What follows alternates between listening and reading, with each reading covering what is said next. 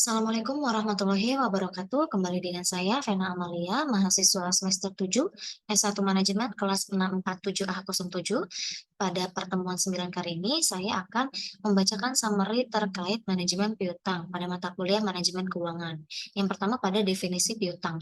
Menurut Subramaniam dan John Jewell tahun 2010, definisi piutang adalah nilai jatuh tempo yang berasal dari penjualan barang atau jasa atau dari pemberian pinjaman uang. Kemudian ada pula tujuan piutang, yaitu merangsang minat para pelangganan, menaikkan volume penjualan, meningkatkan laba bersih perusahaan, kemudian strategi memenangkan persaingan atau memperbesar market share. Ada pula sebab-sebab piutang bersifat bad debt. Yang pertama, perusahaan ingin mengejar target penjualan sehingga angka penjualan dinaikkan. Kemudian yang kedua, perusahaan dalam memperbesar penjualan dengan menaikkan penjualan produk boleh dibeli secara non-tunai. Yang ketiga, penjualan produk yang bersifat non-tunai dilakukan secara tidak hati-hati. Dan yang keempat, perusahaan memiliki tagihan atau kewajiban dalam bentuk kredit kepada suatu perbankan. Adapun komponen-komponen kebijakan kredit, yang pertama, persyaratan penjualan. Dalam penjualan, produk perusahaan akan memutuskan apakah untuk menjual produk tersebut secara tunai atau secara kredit. Kemudian ada analis kredit. Dalam pemberian kredit, suatu perusahaan harus dapat menentukan seberapa besar usahanya untuk dapat memisahkan antara pelanggan yang akan membayar dan pelanggan yang tidak akan membayar. Kemudian kebijakan penagihan. Setelah diberikannya kredit, perusahaan akan menghadapi persoalan bagaimana penagihan akan dilakukan. Kemudian ada cara memperkecil risiko bad debt. Yang pertama, menghindari keputusan penjualan produk pada saat pasar dalam kondisi fluktuatif atau berada dalam kondisi krisis moneter. Kemudian membatalkan penjualan produk pada konsumen yang memiliki reputasi buruk dalam dunia bisnis. Yang ketiga, menghindari produksi dan penerimaan order saat pasar tidak menentu. Yang keempat, melakukan dan menerapkan tindakan prinsip kehati-hatian atau prudential principle pada saat tingkat persaingan bisnis semakin tinggi dan inovasi produk perusahaan berlangsung secara lambat. Dan yang kelima, ada ukuran persentase yang layak diterapkan untuk besaran piutang. Kemudian ada pengertian cash conversion cycle. Menurut Lukas Atmajaya tahun 2001, cash conversion cycle atau CCC adalah waktu rata-rata penjualan kas untuk sumber daya produktif dengan penerimaan kas dari penjualan produk.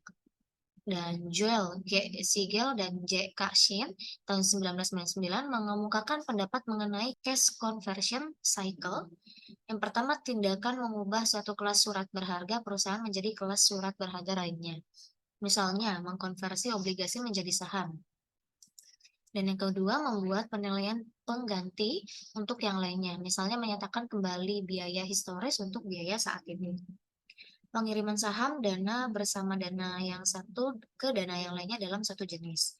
Menukar mata uang dari yang satu ke mata uang lainnya menggunakan rasio pertukaran kurs. Ke rumus untuk menghitung cash conversion cycle, di mana cash conversion cycle atau sama dengan ICP plus RCP plus DPD, di mana CCC atau cash conversion cycle atau siklus konversi kas dengan keterangan ICP sama dengan inventory conversion period, di mana periode konversi persediaan. RCP sama dengan receivable collection period. PDP sama dengan payable deferral periode atau periode penundaan piutang. Unsur-unsur kredit. Yang pertama ada kepercayaan, waktu, resiko, dan prestasi. Adanya kreditur, yang dimaksud kreditur di sini adalah pihak yang memiliki uang atau money, barang atau goods atau jasa atau service untuk dipinjamkan kepada pihak lain dengan harapan dari hasil pinjaman itu akan diperoleh keuntungan.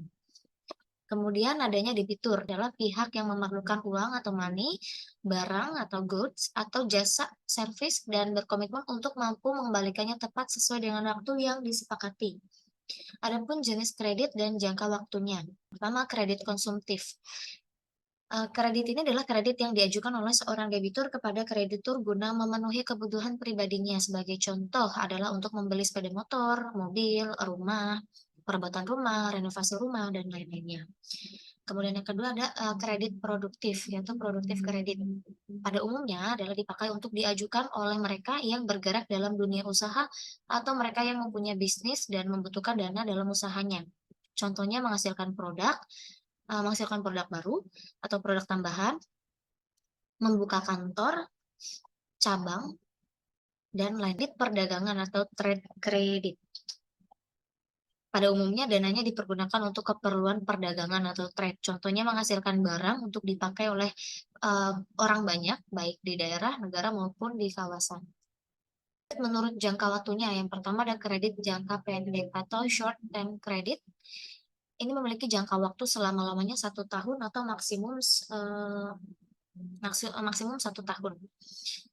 Kemudian ada kredit jangka menengah atau medium trade loan. Kredit ini memiliki jangka waktu antara 1 sampai dengan 3 tahun. Kemudian yang ketiga ada kredit jangka panjang atau long term loan. Kredit ini memiliki jangka waktu kredit yang lebih lama, yaitu 3 tahun. Dalam memutuskan pemberian kredit atau penjualan melalui kredit, ada beberapa hal yang harus diperhatikan oleh kreditur ataupun debitur secara umum. Dan biasanya dikenal dengan 5 C. Prinsip 5C itu yang pertama karakter, yaitu menggambarkan keinginan atau kemauan para pembeli.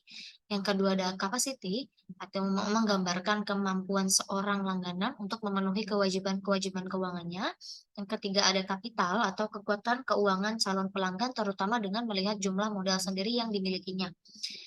Kolateral, menggambarkan jumlah aktiva yang dijadikan sebagai barang jaminan oleh calon pelanggan. Dan yang kelima adalah condition, keadaan ekonomi secara umum dan pengaruhnya atas kemampuan perusahaan dan calon pelanggan.